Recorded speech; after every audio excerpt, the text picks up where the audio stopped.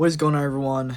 Thanks for watching my video tonight. So, it's been about, I don't know, what is it, 9 hours? I mean, we're about at 9 o'clock right now. So, yeah, nine or so hours ago, the Green Bay Packers lost to the New York Football Giants in London, 27-22. I would have to say the one of the worst regular season Packers losses I can remember. I mean, games like the Fail Mary come to mind, but honestly, that was about a year before I was really into football at that point. I didn't watch that game live. At least I have no memory of watching it live. And there's some other ones. There's we've gotten blown out before, but in terms of just blowing leads is not something the Packers do a lot. Now, they let teams come back into games a lot. That's very accurate. We saw it last week with actually, last week there was back and forth, but we saw it with the Bears game in week 2. We let people come back into games, but very rarely do we let teams come all the way back. But that's what happened today. And this Packers season is it's going to be bad. It's for our standard. I'm not going to try and be a martyr here because there's a lot of teams out here worse than us. I've got my Washington football team shirt on because I wanted to support my fellow Commanders fans up here at Penn State. Andrew Buckman said to me, the reason you got that shirt on, that's why the Packers lost. I appreciate the sentiment, Andrew, but that is not why the Packers lost today. It's because the coaching is just horrific this year. I don't know what happened to Matt LaFleur. He's a guy I've defended vigorously for multiple years now, where I think he did a terrific job just reinvigorating this team. He reinvigorated Aaron Rodgers' career. Aaron Rodgers was coming off, an injury-plagued year and then a really down year. His last year, Mike McCarthy, just the exuberance wasn't there. And, Matt LaFleur brought us back 3 straight 13-win seasons, couple of NFC Championship game appearances, including against Tampa, one game that, we were on the precipice of a Super Bowl appearance, but ultimately, of course, we lost the game. But, he was very early in his tenure, so I was thinking Matt LaFleur, this is a guy who could be the coach of the Packers for over a decade, have a Mike Tomlin-esque tenure even, something along those lines. That's what I was expecting.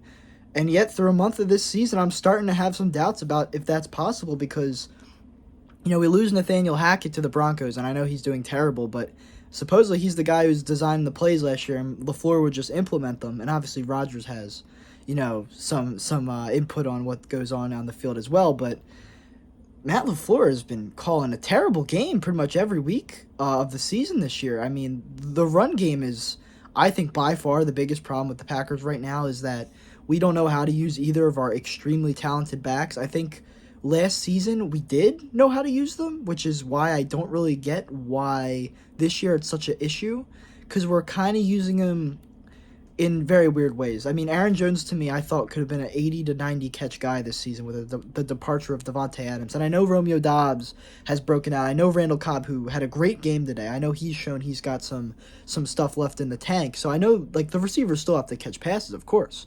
But that doesn't mean you can't get your running back involved heavily in the passing game. And Aaron Jones, to me, should be a guy who's getting at least 5 catches a game, or at least 5 targets. Aaron Jones had 2 catches for 17 yards, and I think he's only had one game with at least 4 receptions this season. That's unacceptable to me.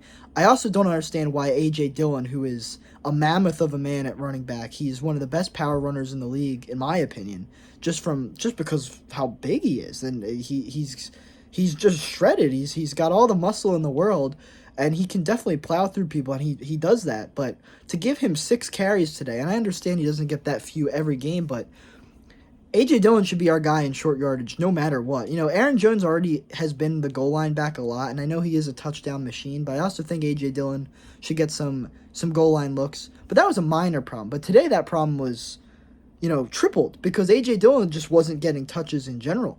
And A.J. Dillon can catch passes as well, as we saw in week 1. We saw him catch 5 receptions. He's been given even less looks in the passing game than Jones, which I don't understand. But I also don't understand the hesitancy to use either of the backs, especially Dillon, but either of them in short yardage situations. Obviously, at the end of the game with the 3rd and 2 and then the 4th and 2, that was probably the biggest situation, as Aaron Jones said after the game. He doesn't understand why they didn't give them the look. But that was just the biggest example of many examples throughout the game, and I just don't understand what the offensive coaching is right now. I also don't understand how we're using Christian Watson the first round, or not the first round pick, but he basically was a first round pick. He's second pick of the second round, Christian Watson. I understand he had the drop week 1, but they've continued to give him these looks in these end arounds and pitches, and that's fine. Like, you want to use his speed, okay. You want to get a little innovative from time to time, sure. You want to get creative, but they're not throwing him normal receiver routes. Numerous Packers, beat reporters were tweeting today, like, I'd kill for the Packers to give Christian Watson a look in an actual receiver package instead of these goofy run plays that really I think he's only had one of those go for a first down this season so far, and we've tried it like 5 or 6 times. I don't understand how they're using him. Romeo Doubs had a down game today, but I'm not I trust that they're going to continue to get him involved. I think that was just the coincidence of the game, is that Randall Cobb was getting the ball a lot. Aaron Rodgers himself, I think he has some blame as well. This team, the bottom line is this team has no urgency. They haven't had urgency since the 2020 season, because this was something that we did last year as well, is that the Packers could not put complete games together last year at all. And this is an issue from time to time across all of Matt LaFleur's tenure, which is why I'm starting to get concerned with him. But last year it was most evident, but we still won a lot of games. This year we're starting to lose some games because of this, because it's just going the other way on us this year. We're not getting as lucky, and you can't play one half games. It's going to bite you in the ass every time. Today, it was the second half, of course. I mean, we were up 17-3. We lost this game basically 27-20 because the safety was not our doing. They ran out of the end zone to run the clock down. We basically lost 27-20 after being up 17-3 coming out of the half, or at least very close to the half. And I just, this team is ridiculous with the play calling right now. I can't stand it. Rodgers needs to have more urgency. He can't just be zeroing in on one guy. I get Cobb was having a good game, but he had some bad throws, more overthrows. I touched on that last week in my video. Rodgers continued that theme this week. And then the other thing, the defense. The run defense I thought was going to be much improved, and it was already improved last year from how bad it was 2 years ago and years before that. But last year, with Devondre coming in, it was good. I thought it was going to be great this year. I thought Quay Walker was going to come in and make an immediate impact. I thought the D-line had been improved. I thought it wasn't going to be an all Kenny Clark show this year, but it still is. And, Devondre Campbell doesn't look like an all-pro linebacker this year. I don't think he's playing bad. He had the game-winning stop against Tampa a few weeks ago. But him and Quay Walker have not gotten the job done. Teams have run the ball on us in every game this year, all 5 games. I guess you could say Fournette had a bit of a down game against us. But outside of that, the other 4 games, I mean, the Bears, a big part of their comeback was Herbert and Montgomery. Obviously they didn't beat us, but getting back into the game, it was because of those guys. The Patriots last week, Zappe was efficient, but the real reason the Patriots were able to score points on us was because of that run game. And today, once again, I mean, Saquon, I know it's Saquon, but it doesn't mean we have to let them get 3 rushing touchdowns. I mean, Saquon can have a good game without that happening. So, Daniel Jones was making plays as well. Daniel Jones was playing hurt, and this defense couldn't do anything to him. I was bragging, Rashawn Gary's going to knock Andrew Thomas's Pro Football Focus grade down. It was the opposite. Andrew Thomas probably messed up his grade. And I'm still all in on Rashawn Gary. He's awesome, but I'm just saying this defense didn't have a good day. When even the stars aren't making the plays, all these other guys. Eric Stokes allowed Darius Slayton about 3 almost uncontested catches. Darius Slayton hasn't done anything in 2 years, and he was outplaying our corners today. The defense got to get its act together. I will say Jair being back today was very felt, especially in the first half when we were playing well. I tweeted out the drive that ended in the Mercedes Lewis touchdown in the second quarter. I was like, that was the most logically called drive of the entire season. Because it was one of the only drives where we mixed the run and the pass together of the whole season. We're 5 games in. This should not be a problem at this point in the season.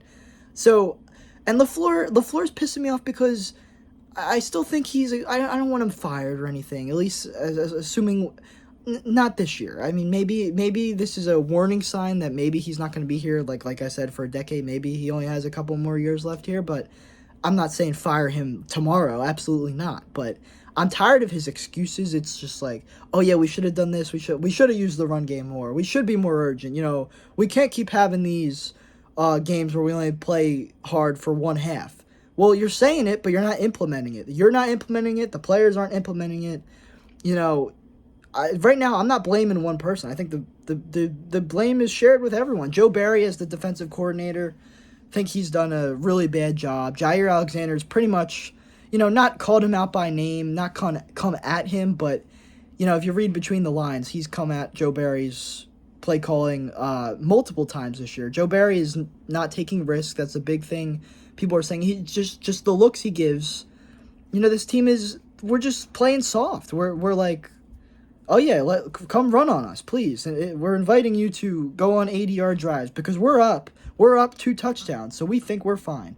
Well, this team, even with Devontae last year, as I mentioned, we were already allowing teams back in the game. And if we don't have that closeout receiver, and the funny thing is the receiving group might be the most successful position group on the team right now, which is hilarious because that was the thing everyone was worried about with this team. And that somehow that might be the position group I'm most happiest with right now. The running backs I think are playing well, but that's because they are playing well, but they're not getting the touches they should be. So I can't say I'm pleased with them either. So the receiving group might be the group I'm most pleased with. That and the pass rush. So and punter Pat O'Donnell. Pat O'Donnell's our MVP right now. Shout out to Pat O'Donnell, but this is ridiculous. The Jets might kill us next week. Like freaking Daniel, I was talking up the Jets this week. He might be right about them. If they beat the Packers, that's going to be tough. I mean, you would think the Jets, the Commanders, teams like that coming up, easy wins. Right now, this team's not being coached well. Aaron Rodgers, he's not playing bad. He's still better than at least half the quarterbacks in the league, but he's Aaron Rodgers. We expect more. The run game isn't being used.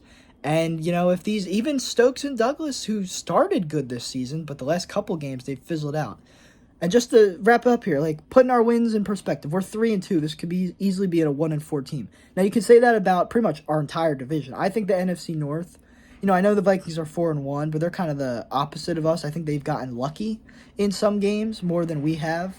But, and they did beat us pretty handily week 1, but I'm saying since then, in games like today against the Bears or the Lions game, they also allowed those teams back in the game, but they did wind up getting the wins. I don't know. I think that all 4 of the teams in that division have their issues. So the Packers very well still might make the playoffs, but you look at our wins. The Bears. The Bears aren't good. They can't pass the ball, and we exploited that. Tampa, we were up 14.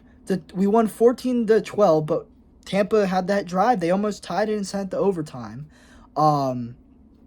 So we got very lucky there that Devondre Campbell made the stop. That could have been a loss if we went to overtime. Last week we get lucky against the Patriots. That should have been a blowout against a third-string quarterback. This almighty Packers defense should have shut that down. The opposite happened. And then today, even if Rodgers scores even if Allen Lazard gets the touchdown at the end there, instead of the Giants batting it down, that's another overtime game, second week in a row. And once again, who's to say we would have won the way we were playing? I don't know. So, I don't know. I know it's in London. I know it could have been a fluke. You can say it was a fluke, but I think this goes deeper than, you're jet lagged from flying to London. I think there's more to it than this because it's a pattern. We've seen the Packers play like this all year. Are we anywhere near to the worst team in the league? No, we're not. Once again, I'm not trying to be a martyr. I'm not saying, as a Packers fan, I have it so tough. I'm not saying that, but that doesn't mean I can't have high expectations for the Packers because this is a team that everyone said can be a Super Bowl contender. Their defense is going to be amazing, and they're not living up to it, and it's just frustrating. So that's what I have to say. Hopefully we don't lose to the Jets, but Breece Hall, he's been on a tear. It took him a couple games, but he's starting to become an elite rookie running back like we expected. Him and Dameon Pierce. Probably in the running for Offensive Rookie of the Year right now. So we'll see how that plays out. But I don't know. Hopefully the Packers defense can get it together. Hopefully we can run the ball. I think we can run the Jets. I can't say have an elite run defense by any means. So maybe if we just commit to a ground game, use those great running backs we have. We saw what Aaron Jones could do against the Bears. We saw what A.J. Dillon can do against the Vikings week 1. I don't know why we're pretending. I don't know why we're shutting our eyes to it. So hopefully they realize that. And hopefully we turn this season around. I mean, we're still 3-2, so it's early, but not looking good. Definitely not a team in the Super Bowl race whatsoever right now. So, yeah. That's all I got to say.